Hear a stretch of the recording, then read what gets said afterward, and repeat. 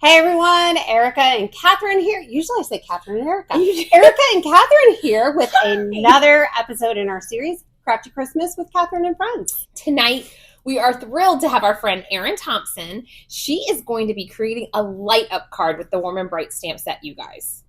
These lampposts, the lanterns, they were screaming to be done light up card style. Yes, and ink blending, we know she's going to nail that because she's the queen. I can't wait to see. So we've had quite a few episodes already in our Crafty Christmas series. If you've missed any, be sure to do a little search on our YouTube channel for Crafty Christmas. I'll also add a link in to the description below for supplies and for the previous videos so that it'll be easy for you to find them. Yeah. And make sure that you comment as you go along so our special guests know that you really loved what they put together.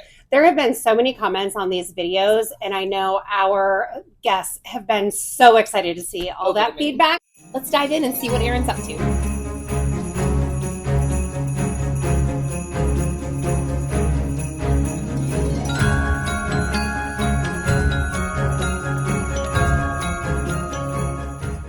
Hi everyone, I'm Erin Thompson of Everyday Expressions. Today I'm excited to share a lovely holiday light up card featuring the new Catherine Pooler Designs Warm and Bright Stamps and Dies and Pear Blossom Press One Light. You will be surprised at how easy it is to create an extra special card for friends and loved ones that is certain to bring smiles and "how did you do that?" questions. Are you ready? Let's get started. I've begun by placing a white piece of hammermill cardstock into the MISTI and stamped the lamppost in black ink. Then I'm die cutting it out. I love that the die cuts out the center easily of this lamppost. And then I took the die cut and I added it onto the white piece of cardstock approximately where I know I want to glue it onto my card.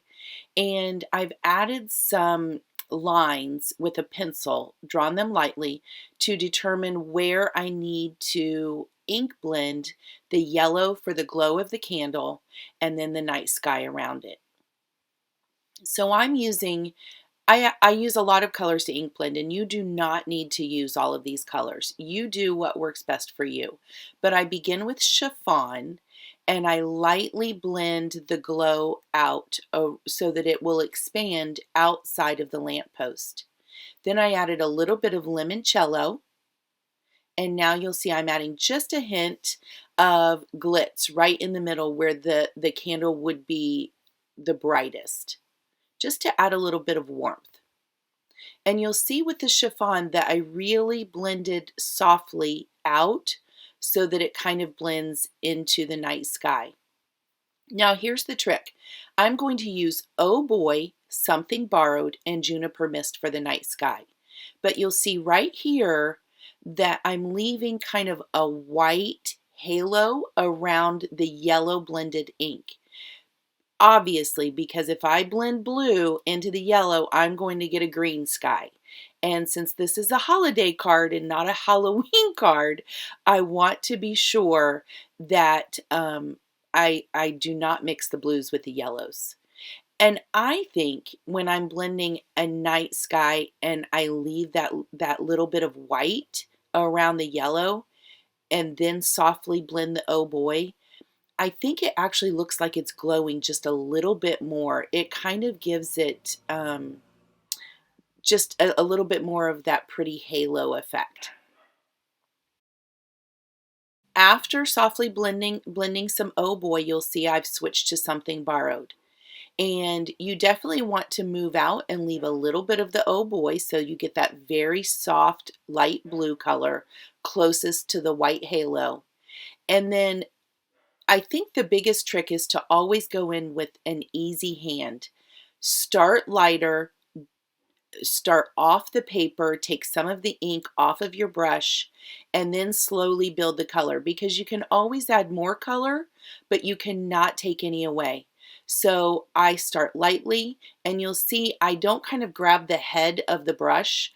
I hold my hand further back, and I think that also gives you a softer touch when you're ink blending. So finally, I've moved on to Juniper Mist, You see I start off the paper. I kind of start at the corners where I know the color is going to be heaviest, and then I softly blend up and into the something borrowed. Be sure not to take it too far into the oh boy, because you want to create that like graduated effect. Definitely get around your edges. And the other thing that I like, you'll notice here, I get a little, you might not even notice it, but I get a little bit of a smudge from the Juniper Mist further into the something borrowed than I wanted. But the nice thing is, because we've saturated our cardstock already with lots of ink, and because I've layered and the Catherine Pooler ink stays wet just a little bit longer, you don't see it, but off screen I switched to my something borrowed brush and I gently blend the Juniper Mist into the something borrowed. And that helps soften any kind of extra little smudges that I've gotten a little heavy-handed, or I've taken it too far into the other blues. And because it's still kind of a wet ink, it blends nicely, and no one else would ever notice that. So there you go. I think the trick to ink blending is always taking your time. And like I said, go in with a gentle hand and build up the colors, because you can always add, but you can't take away. So these are the Pear Blossom Press 1 lights. They're so simple, and the directions are actually right on the back. You just align the positive end of the battery into the light, and there's a positive sign on that you line up, slide it in, and it clips right into place. Look how easy. It makes me smile every time I push that light, and probably giggle a little bit too. It's just so fun. So then I've added the candle and stamped it in Cranberry Fizz. And now I'm getting the little wick and kind of the glow stamp, lining that up. And you'll see I will stamp this in the Glitz ink, and I actually stamp it probably 2 or 3 times because I really want it to kind of show up. And then off screen, I think I did it another couple of times. So now I'm just going to glue my lamppost right over the candle and align it with kind of the marks that I had previously made. No one will ever see those. Then I take a craft pick, and right in the middle of that flame, I am poking a hole, and just, keep fiddling with it until you think it's big enough that you can see the light through it, and you have it just the way you want it. Now here's the trick with Pear Blossom Press lights. You definitely want to double up your foam tape. So I had rolled out a length and then circled it back, folded it back on itself, and created double thickness foam tape. And that gives you room to put your light on the back of your card. I use score tape, a couple pieces of score tape, to adhere the light exactly where I want it. And you'll see I keep kind of working with this, and I'm trying to align the light right in that hole. And be patient with it and don't stick it down. You don't want it to stick before you've got it exactly where you want it. But kind of, look in the back and then flip it to the front, and you should be able to see it right through that hole. And once you're happy with it, kind of press it down.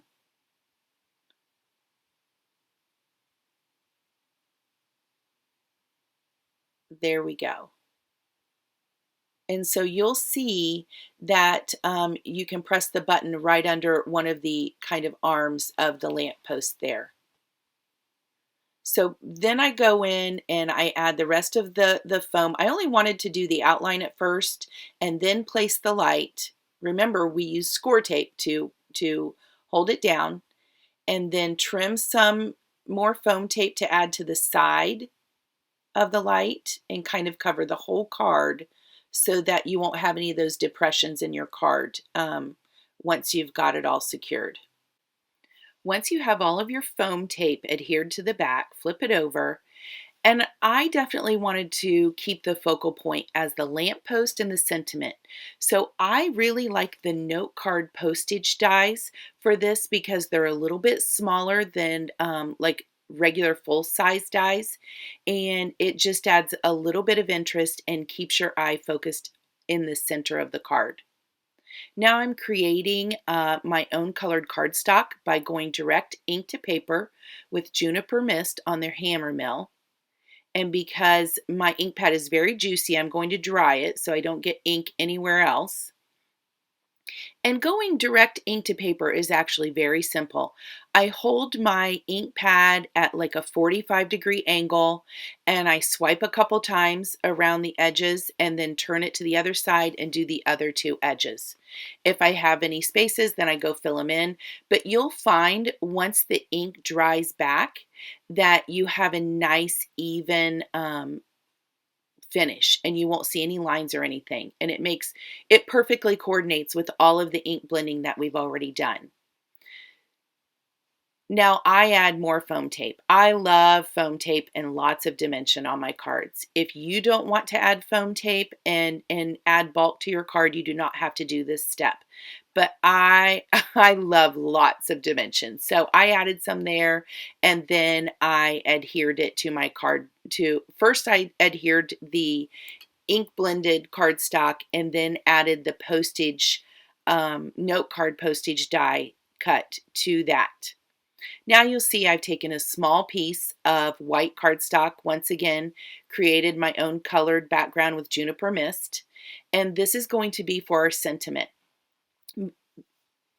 My tip for this part is that you definitely want your ink completely dry before you go in to heat emboss, or else you'll have a mess. So I did use my anti-static tool, and now I've got it in my MISTI. And you'll see that I like to stamp, ensuring that the cardstock does not move. I will stamp my embossing ink a couple of times to make sure I've got a good stamp on that. And I have to say, I used a glittery embossing powder. I thought since it was a little bit bigger sentiment stamp and not too finely detailed, that I would really like it. But I have to tell you, when I do this card again, I will actually use like the polished metallic gold. I probably won't use the glittery because it still did take away some of the detail for a little bit of the sentiment. It still looks pretty, but next time I will use just the polished metallic gold. It does look really pretty though. And then I actually die cut that out.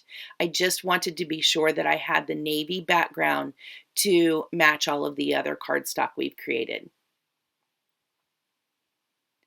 Now I'm going in with my favorite gel pen and I'm just adding dots for snowflakes everywhere. And here you'll notice I cover the lamppost and everything, and it really does give it more of a wintry, snowy scene because you've colored everything. Sometimes we just kind of add snowflakes to the back sky, but that's not in real life the way it truly would be. We would see snowflakes everywhere. So I do not add them to my sentiment because I don't want to detract from that. But I also add foam tape to that and adhere that over my lamppost to kind of cover the bottom of it. Peel off all the sticky tape for our the back of that and go ahead and adhere that to the note card postage die cut. Make sure your snowflakes have dried because you don't want to smear any of them. Now I'm going to use Deck the Halls, Cranberry Fizz, Macchiato, and Mardi Gras to stamp out all of the foliage, the holly leaves, the laurel, the branch with the berries. And I just stamped several in all of the different ink colors and then die cut those out. One thing that you will not see because I edited the video and cut it out, you didn't need to see it, is before I begin gluing all of my foliage pieces down after I've die cut them, I actually take a little bit of time and I kind of plan out and lay everything out where I want it. And that was a few minutes of process, but it definitely saves you time later on in maybe gluing something down and it's not exactly where you wanted it. So just take that time and plan it out. I like to layer everything, and I like to add lots of the little bits and pieces in the foliage. So I do plan it out, and that just kind of didn't make the cut, but I wanted you to know that ahead of time. I did add a couple of little pieces of the berries and holly. They're off to the right side of our sentiment. And now I'm just going to use probably just a drop of glue on each piece. And I find if you kind of keep it down to one edge of a little bit like this, then it gives you the ability to kind of pick up an edge and layer pieces. Don't be afraid to trim if you want it to be a little bit smaller.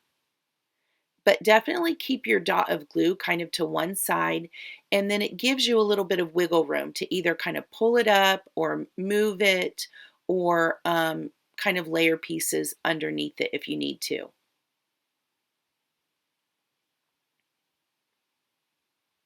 You can see I do make it a little bit symmetrical by adding the laurel on each side of the berries. And then we finish with just a couple of holly leaves. One other thing you'll notice on this card when we're all finished is that I actually didn't add any sequins to this card. You can definitely do that. I just kind of felt like with everything going on with the snow and all of the foliage and the light, I just didn't want to detract anything. One final thing to note here is that yes, the light is kind of hidden under all of that foliage in the lamppost.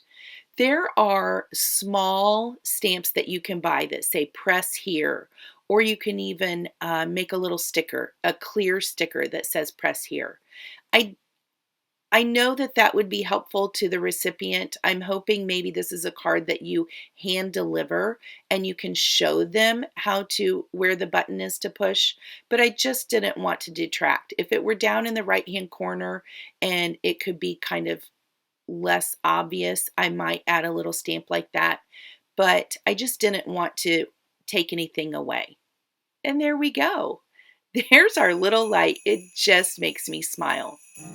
One final touch is I decided that we definitely needed to add the snow flurries over the greenery. You'll see me add that here. And then that's it. That finishes our card. What do you think? Do you smile and giggle when you push that light? I think people love to get light up cards. It's so fun. Thanks so much for watching today. I can't wait to see all of your cards and what you do with this fun stamp and light. Wow. I mean, just wow. Erin, I am always so impressed. Like, I don't think I'm patient enough when I'm ink blending. I am definitely not patient enough. And I'm like, that's good. And then my hand gets tired. But just watching her, like, increase the depth with the Juniper Mist, it got so striking and smooth and deep and beautiful. And then the tip to make sure that you leave that little halo so you don't get green, but also to add to the light effect. Just made so it realistic. Pop. Yeah. Looks awesome. Great. I love it. And the light up feature, perfection. When we were in Wisconsin that one time, we visited one of our stores and we were there with Linda Weiss and her lovely husband, and they were doing light up cards. Yeah. He had card kits he put together and gave us one, and we got to try it. Yeah, it is fun. That was the first time I did a light up card. Yeah, but this warm and bright stamp set lends itself perfectly to the light up cards. So thank you again, Erin, for sharing your amazing talents with us. Be sure to give a thumbs up, subscribe, and leave that comment, and we'll see you again really soon. Let us know. Make a light up card.